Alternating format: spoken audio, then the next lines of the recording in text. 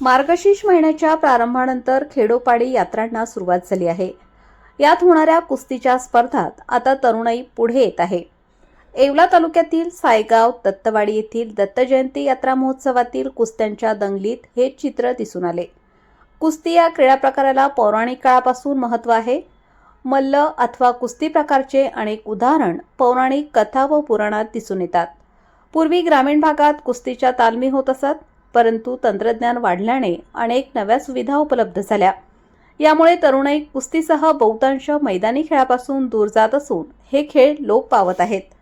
ग्रामीण भागात मात्र पुन्हा एकदा या मैदानी क्रीडा प्रकाराकडे तरुणाई आकर्षित होत असून येवला तालुक्यातील सायगाव दत्तवाडी येथे आयोजित कुस्ती स्पर्धात तालुक्यातील महाराष्ट्र उपकेसरी पैलवान राजूभाऊ लोणारी, उपमहाराष्ट्र केसरी यांच्या तालमीतले महेश शेलार, भावी महाराष्ट्र चॅम्पियन व ममदापूर येथील वैभव भोसले पैलवान यांनी दमदार कुस्ती केली।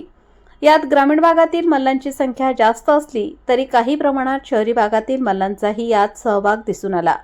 ही संख्या कुस्तीबद्दलचे तरुणाईतील वाढते आकर्षण स्पष्ट करीत आहे। असे असले तरी अनेक संस्थांनी कुस्तीचा प्रसार व प्रचारासाठी पुढे यायची गरज असल्याची प्रतिक्रिया ज्येष्ठ पत्रकार एकनाथ भालेराव यांनी व्यक्त केली।